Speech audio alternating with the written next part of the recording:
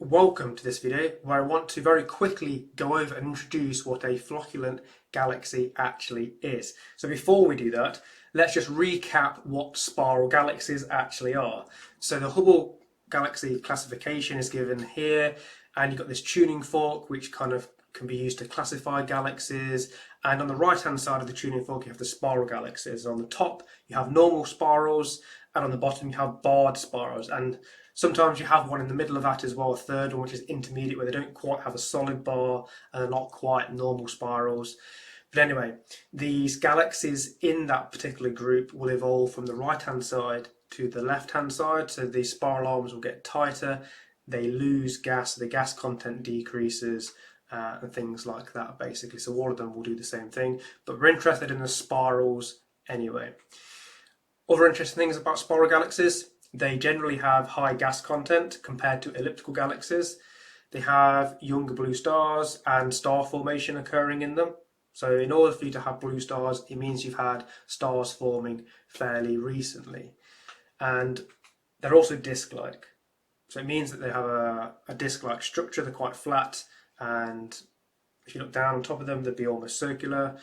They have a net rotation associated with them, so the stars, the gas, and all that content in them is orbiting in the common direction in the same sort of plane, so it has some net rotation associated with it. The gas then feeds the recent star formation, so because they have gas in there, that collapses to then form new stars, which is why you then see the younger, bluer stars. Whereas the elliptical galaxies, you don't necessarily have a net rotation, and they're more spherical in shape. So structural wise, they're quite different. So grand design spiral galaxies, which are not the flocculent type, have very prominent spiral arms, and they're complete. So the spiral arms will start in the centre or near the centre and will extend most of the way out to the edge of the galaxy. So very obvious, prominent, complete arms for grand design spiral galaxies. Now, the flocculent spiral galaxies, they don't have complete arms, they don't have prominent arms, and they may appear like this. So you can see there's no obvious, defined, prominent spiral arms in this galaxy here. Instead, it's more patchy, and could even be multi-arm. The arms aren't necessarily complete, so if you can pick out and identify any arms here, they wouldn't extend all the way through the galaxy. So this is the main difference really, is in how the arms look, or lack of arms, in these particular galaxies.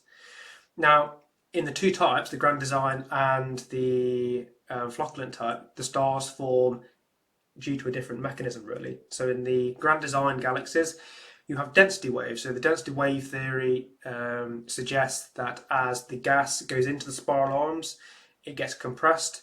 That then collapses to form stars. And a density wave, you can see on the right there, is similar to what would happen on a road, and cars in front are braking, then the other cars will then brake, and a density wave will travel through the traffic as the cars kind of get closer to each other, then they'll accelerate out as they leave it. That's similar to how spiral arms form due to the density wave theory, and because of that, it forces the gas to compress, collapse, and then form into stars, which is why we also see stars forming in the spiral arms of these grand design galaxies. Now, on the other hand, the flocculent spiral galaxies don't have prominent spiral arms, but they do still have star formation. And this occurs due to self-propagation instead. So you've got a simulation there of how that works. So it just basically means that stars are forming independently.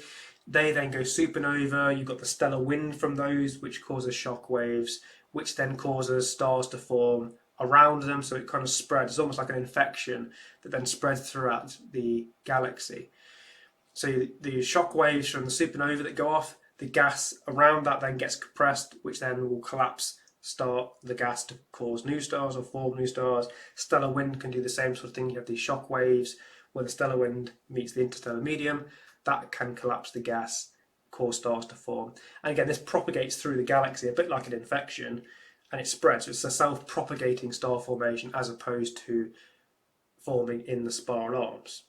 Now what happens is, as that occurs, the galaxies are rotating, and there's a differential rotation of these galaxies, which means that some of the inner parts are rotating a bit faster than the outer parts, and then you get this sort of structure forming here. And you can see from the simulation how that actually would work. Get stars forming, it then propagates around that.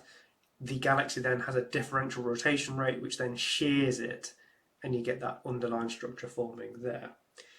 So thank you for watching, and if you enjoy, then check out some of the other videos.